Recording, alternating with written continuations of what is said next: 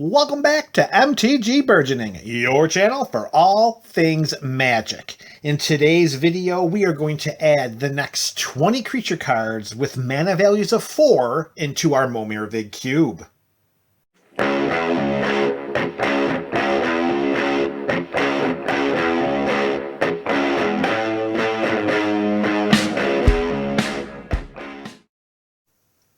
Greetings and salutations to the MTG BC. That is, the MTG Burgeoning community. Welcome back to another installment in our ongoing Momir Vig Cube series.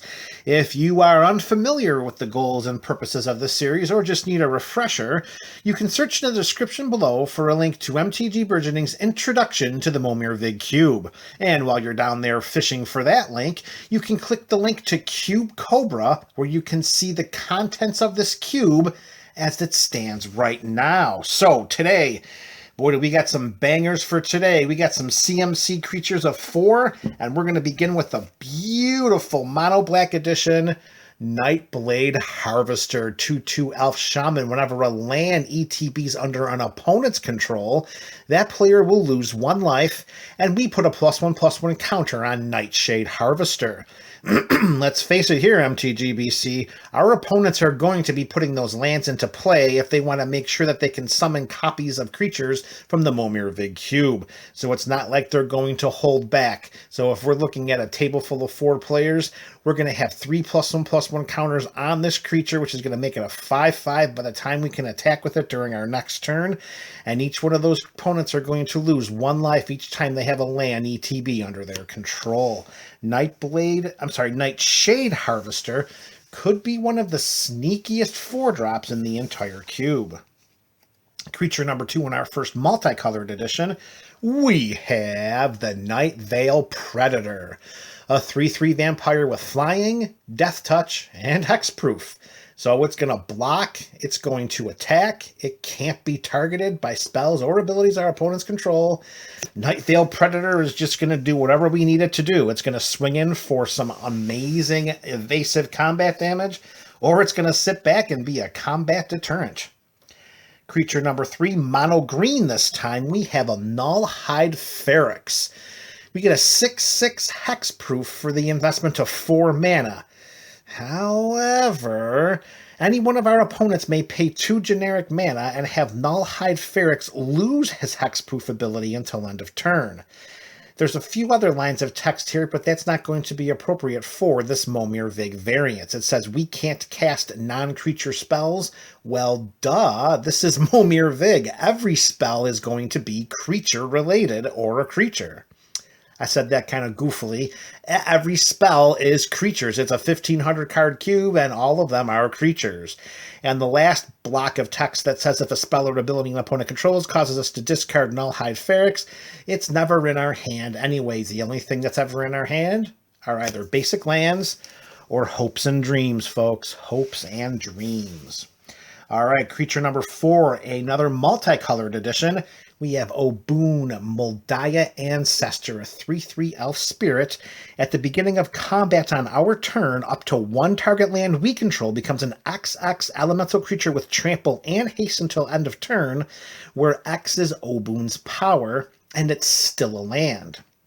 So without any kind of power or toughness boosts, we're going to create a 3/3 trampling, hasty land that can attack that turn. In a format like Momir Vig, where everything is creature-oriented and we're going to win most likely via combat, any way that we can get additional creatures on our side of the battlefield is very, very advantageous. Oboon is going to provide that to whoever is lucky enough to summon a copy of it to their side of the battlefield. In addition, it has the landfall mechanic, and whenever a land ETBs under our control, we'll put a +1/+1 counter on target creature. Notice it says on target creature and not on another target creature. That +1/+1 counter can get slapped right onto Oboon, raising its power, making those elemental lands that have trample and haste get 1 degree more difficult for our opponents to block. All right, the quarter mark has been reached with our first mono white creature. Odrick, Lunarch Marshal, 3/3 human soldier at the beginning of each combat. Please don't make that mistake. Make sure you are on your triggers. This isn't just our combat. At the beginning of each combat, creatures we control will gain first strike until end of turn if a creature we control has first strike. The same is true for flying, death touch, double strike, haste, hexproof, indestructible, lifelink, menace, reach, skulk, trample, and vigilance. So if you are fortunate enough to have a battlefield filled with keyword-laden creatures, and you're lucky enough to summon a copy of Odrick to your side of the battlefield, you should have no problem winning that game of Momir Vig. If we have Odrick version 2.0 in the cube, we can't go any further without also including Odrick version 1.0. It's a 3/4 human soldier, of course, this time with first strike, and whenever Odrick, or at least 3 other creatures we control, attack, we get to choose which creatures block this combat and how those creatures block. So this mechanic kind of predates the creation of what would later be referred to as Battalion, where if you attacked with a certain number of creatures, you got an additional benefit. Here, we get to pretty much cast a Master Warcraft, where we get to pick which creatures block and how those creatures block as well. And don't forget, you can always select to have no creatures blocked. So if you can send Odrick into combat with 3 other creatures, you can pretty much consider that your combat damage is going to be unblockable. All right, next up, our first mono-red creature. Here we have the Ogre Battle Driver. 3/3 Ogre Warrior. Whenever another creature ETBs under our control, that creature gets +2/+0 and gains haste until end of turn. When we're talking about valuable 4-drops in the Momir Vig Cube, it's going to be a tough case for someone to not have Ogre Battle Driver near or at the top of that list. Haste, the moment one of our creatures comes down onto our side of the battlefield, in addition to the temporary power boost, that could be enough to put us over the top and claim victory at the Momir Vig table. All right, next up, another multicolored edition. We have the Ogre Siegebreaker. It's all about the ogres in today's video, folks. We have a 4/3 where we can pay 2 and Rakdos colors to destroy target creature that was dealt damage this turn. So if our opponents decide to block down and, get rid of one of our chumpies that we're sending into combat, maybe we're sending in a 1/2 or a 2/2 and somebody decides to gobble them up with the 4/4, Ogre Siegebreaker, as long as you have the appropriate colored mana at your disposal, is going to make that opponent pay for blocking and picking on the little guy. Our next creature is our first mono blue edition, and that is Norophage. Oh, I always have trouble with this one. Norophage. Yeah, we'll go with that one. It's probably wrong, but you can let me know in the comments section below and phonetically spell it out for me, please. It's a 1/2 Squid Elysian that does fly, and whenever we draw a card, we put a +1/+1 counter on this Squid Illusion. So I think for the purposes of this format, if there are any opponents that are lacking any flying or creatures with reach, this creature is going to get pointed in their direction until they are probably boosted off of the table, and every time we draw a card, it gets a little bit bigger. Reaching the halfway point, we have another mono-green creature. This time it is Pack Guardian, a 4/3 wolf spirit. We completely disregard the flash mechanic because every creature is summoned at sorcery speed randomly through the Momir Vig Cube. When Pack Guardian ETBs, we may discard a land card, which is advantageous because if we have any cards in our hand, they're only going to be lands. If we do choose to do this, and you really, really should, we get to create a 2/2 green wolf creature token. Again, this is Momir Vig. Creatures reign supreme, and if there are any ways to get additional creatures onto your side of the battlefield, you want to do that every single day and twice on Friday Night Magic. Creature number 11, another mono blue edition. This time we have Paragon of Gathering Mists. A 2/2 human wizards that gives +1/+1 to other blue creatures we control, and we can pay a blue mana and turn this human wizard sideways to give another target blue creature we control flying until end of turn.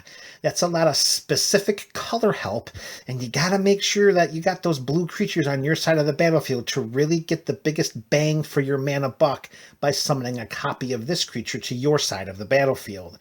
The only problem with that is, as aforementioned, every creature is summoned randomly from the cube, and there's no control whether you'll have a battlefield filled with blue creatures or a battlefield filled with non-blue creatures. Next up, as we go back and forth between mono blue and mono green, we have Pima Aetherseer, a 3/2 elf druid. When it ETBs, we get an amount of energy equal to the greatest power among creatures we control.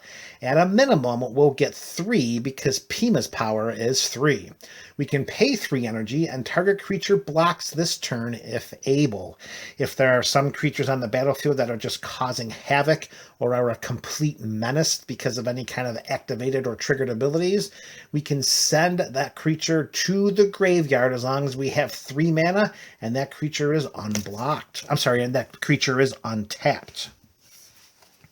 Next up, another mono green edition, we have Phantom Centaur.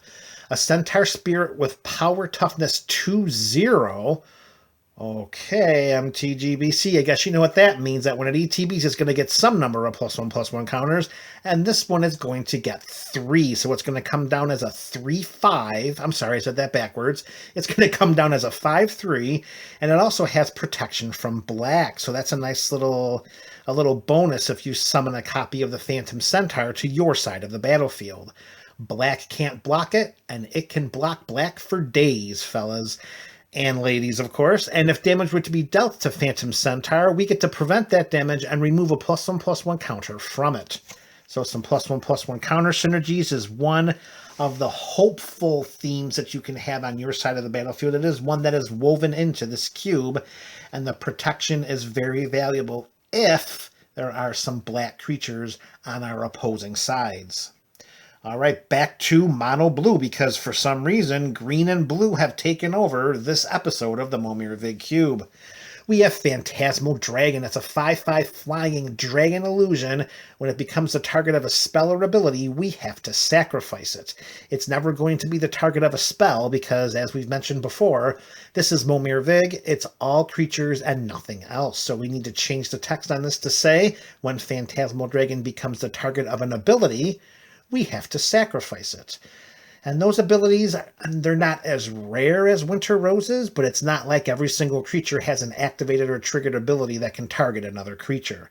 It's pretty safe to say that if you invest 4 mana and get a 5/5 flying Phantasmal Dragon on your side of the battlefield, you are looking pretty good to end up being the victor of that game.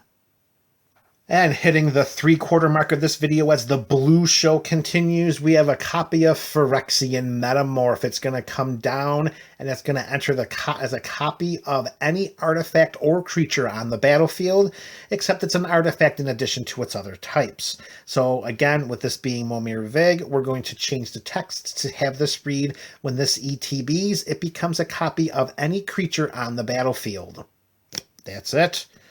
Boy, oh boy, could that be something nice. Again, this could come down, could be a copy of the Phantasmal Dragon, and then that Phantasmal Dragon is going to stay right on the battlefield. Moving next, we have the Phyrexian Vat Mother.